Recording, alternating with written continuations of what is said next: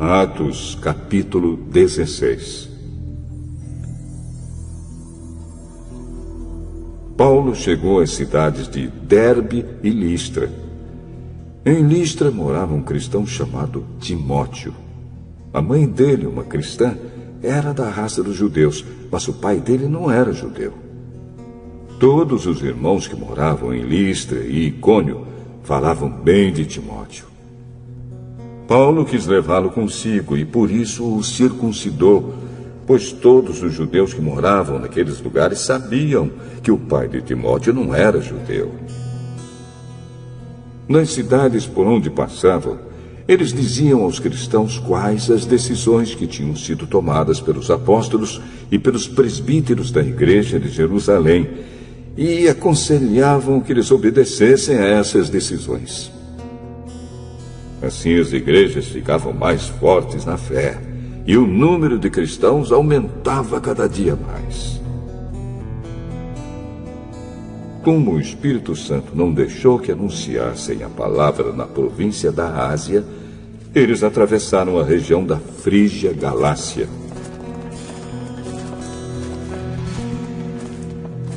Quando chegaram perto do distrito da Mísia, tentaram ir para a província da Bitínia, mas o Espírito de Jesus não deixou. Então atravessaram a Mísia e chegaram à cidade de Troade. Naquela noite, Paulo teve uma visão. Ele viu um homem da província da Macedônia que estava de pé e lhe pedia: venha para a Macedônia e nos ajude. Depois dessa visão, nós resolvemos partir logo para a Macedônia, pois estávamos certos de que Deus nos havia chamado para anunciar o Evangelho ao povo dali. Nós embarcamos em Troade e fomos diretamente para a ilha de Samotrácia. No dia seguinte, chegamos ao porto de Neápolis. Dali fomos a Filipos, que é uma cidade do primeiro distrito da província da Macedônia, e também Colônia Romana, onde ficamos vários dias. No sábado saímos da cidade e fomos para a beira do rio, pois pensávamos que ali devia haver um lugar de oração para os judeus. Sentamos e começamos a conversar com as mulheres que estavam reunidas lá. Uma daquelas mulheres que estavam nos ouvindo era Lídia, uma vendedora de púrpura da cidade de Tiatira. Ela adorava a Deus e o Senhor abriu a mente dela para que compreendesse o que Paulo dizia. Ela e as pessoas da sua casa foram batizadas. Depois Lídia nos convidou, dizendo: venham ficar na minha casa, se é que vocês acham que, de fato, eu creio no Senhor. Assim ela nos convenceu a ficar na casa dela.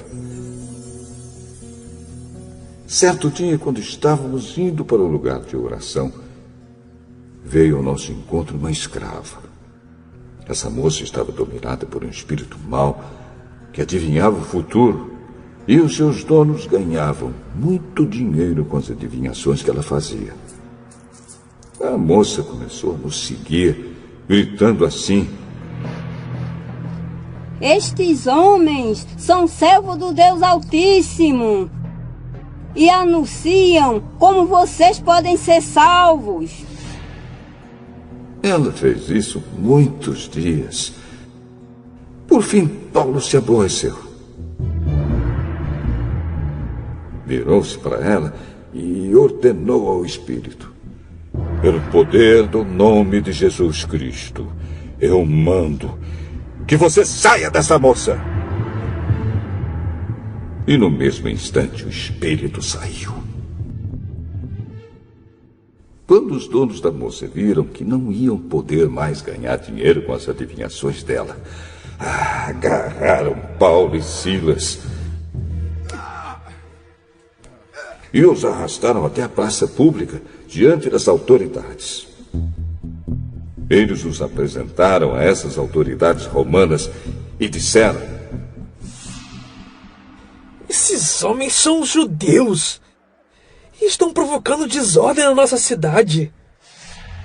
Estão ensinando costumes que são contra a nossa lei. Nós, que somos romanos, não podemos aceitar esses costumes. Aí uma multidão se juntou para atacar Paulo e Silas. As autoridades mandaram que tirassem as roupas deles e os surrassem com varas. Depois de baterem muito neles, as autoridades jogaram os dois na cadeia e deram ordem ao carcereiro para guardá-los com toda a segurança. Depois de receber essa ordem, o carcereiro jogou os dois numa cela que ficava no fundo da cadeia e prendeu os pés deles entre 2 blocos de madeira. Mais ou menos à meia-noite, Paulo e Silas estavam orando e cantando hinos a Deus. E os outros presos escutavam.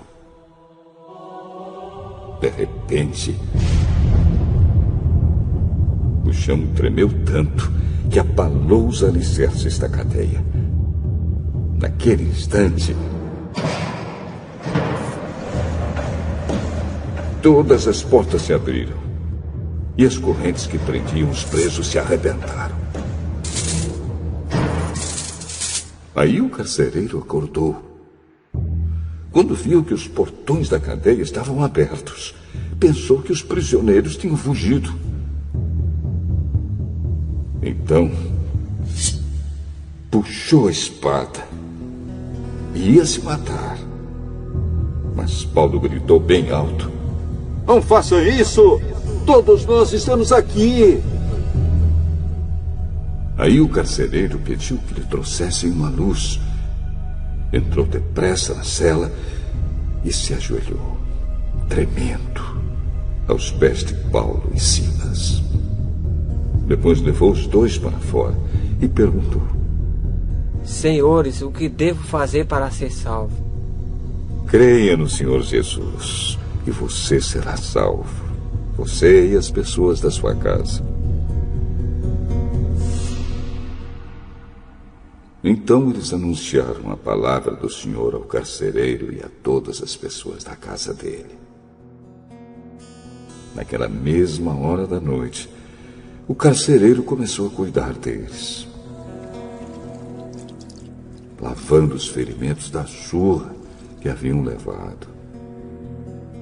Logo depois, ele e todas as pessoas da sua casa foram batizados. Em seguida, ele levou Paulo e Silas para sua casa e lhes deu comida.